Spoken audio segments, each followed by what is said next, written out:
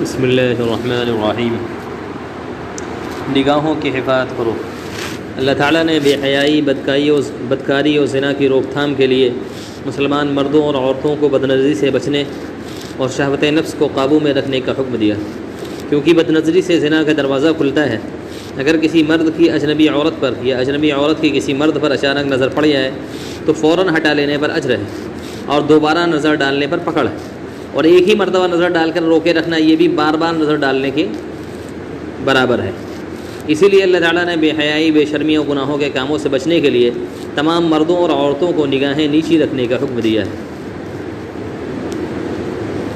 اللہ تعالیٰ نے نیک لوگوں کی صفت بیان کرتے ہوئے فرمایا کہ خرید و فروخت انہیں اللہ کی یاد اور ان کے احکام کو پورا کرنے سے غافل نہیں کرتی۔ تجارت اور کاروبار میں رہتے ہوئے بھی وہ پابندی سے نمازیں پڑھتے ہیں، اللہ کی اطاعت اور فرمانبرداری کر کے اس کی خوشنودی حاصل کرتے ہیں۔ اس میں تاجروں کے لیے اہم پیغام ہے کہ وہ عین کام کاج کی حالت میں بھی نمازوں کی پابندی کریں اور اللہ کے حکموں کو پورا کر کے دونوں جہاں کی کامیابی حاصل کریں۔ ایک صحابی کے بارے میں ہے کہ وہ ایک مرتبہ بازار گئے تو انہوں نے دیکھا کہ جیسے ہی اذان ہوئی لوگ فوراً مسجد کی طرف چل دیے، تو انہوں نے کہا کہ یہی وہ لوگ ہیں جن کے بارے میں یہ آیت نازل ہوئی کہ یہ ایسے لوگ ہیں کہ جن کو اللہ تعالیٰ کے ذکر سے تجارت اور بیع و شرع غافل نہیں کرتی۔ مسلمانوں نے 13 سال تک کفار مکہ کا ظلم و ستم سہنے کے بعد مدینہ منورہ کی طرف ہجرت فرمائی، مگر یہاں بھی کافروں نے چین سے بیٹھنے نہیں دیا۔ ساتھ ہی یہود و منافقین بھی مسلمانوں کی مخالفت اتر آئے۔ اس وقت اللہ تعالیٰ نے مسلمانوں سے وعدہ کیا کہ اللہ تعالیٰ ضرور انہیں زمین کی حکومت و بادشاہت دے گا، خوف کی زندگی سے نکال کر امن و امان کی زندگی عطا کرے گا، اور ساری دنیا میں اپنے پسندیدہ دین کو بلند کرے گا۔ چنانچہ ایسا ہی ہوا، عرب اور عجم پر مسلمانوں کی حکومت قائم ہو گئی۔ آج بھی مسلمان اگر مضبوط ایمان والے اور نیک اعمال والے بن جائیں تو اللہ تعالیٰ انہیں بھی زمین کی حکومت و بادشاہت اور چین و سکون کی زندگی عطا فرمائیں گے۔ دوزخ انتہائی خطرناک جگہ ہے جس میں دہکتی ہوئی آگ اور طرح طرح کے عذاب کے سامان موجود ہیں۔ قیامت کے دن نافرمانوں اور کافروں کو دور ہی سے دیکھ کر وہ مارے غصے کے بھڑکنے لگے گی۔ اس کے جوش و خروش اور غیظ و غضب کی آواز سن کر کافروں کے ہوش اڑ جائیں گے۔ پھر انہیں زنجیروں میں جکڑ کر دوزخ کی تنگ جگہ میں پھینک دیا جائے گا، جس کا دردناک عذاب چکھ کر وہ موت کی تمنا کریں گے، لیکن اس وقت اس تمنا سے کیا حاصل؟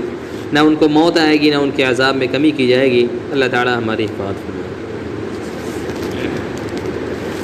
قیامت کے دن آسمان پھٹ پڑیں گے، اوپر سے بادلوں کی طرح ایک چیز نازل ہوگی جس میں اللہ تعالیٰ کی تجلی اترے گی، بے شمار فرشتوں کا ہجوم ہوگا جو میدان محشر میں اتریں گے۔ اس دن صرف اللہ تعالیٰ کی بادشاہت ہوگی، اسی کا حکم چلے گا، اس کی مرضی کے بغیر کسی کو بات کرنے کی جرأت نہ ہوگی۔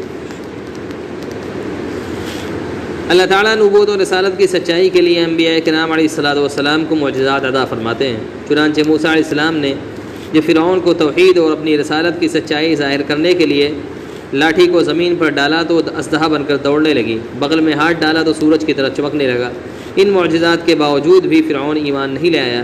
معلوم ہوا کہ معجزات دیکھنے کے بعد توحید رسالت کو قبول کرنا نیک اور سمجھداروں کی نشانی ہے، اور تکبر کی بنیاد پر انکار کرنا ضدی اور ہٹ دھرم لوگوں کی علامت ہے۔ کفار مکہ کو نافرمانی پر عذاب سے ڈرایا تھا تو مذاق میں کہتے کہ اپنا عذاب جلدی لے آؤ۔ ان کا خیال تھا کہ ہم پر کبھی عذاب نہیں آ سکتا، ہم تو عیش و عشرت اور ٹھاٹ باٹ کی زندگی گزار رہے ہیں، اگر ہم غلط راستے پر ہوتے تو یہ سارے عیش اور مسح میں کیوں دیے جاتے؟ انہیں تنبیہ کی گئی کہ جلدی عذاب نہ دے کر تمہیں مہلت دی جا رہی ہے، پھر بھی اگر نہ سنبھلے تو سخت عذاب تمہیں آ پکڑے گا، پھر سنبھلنے کا موقع نہیں ملے گا۔ معلوم ہوا کہ عیش و عشرت کی زندگی کامیابی کی دلیل نہیں، لہٰذا عیش و راحت پر ہرگز نہ اترانا چاہیے، بلکہ اللہ اس کے رسول کی کامل اطاعت اور فرمانبرداری کرنی چاہیے۔ اللہم صلی علی سیدنا مولانا محمد وبارک وسلم۔ اللہ ہمارے تمام گناہوں کو معاف، اللہ ہماری تمام سیئات سے عفو درگزر کر، ہر قسم کی بیماری و پریشانیوں سے ہم سب کے بعد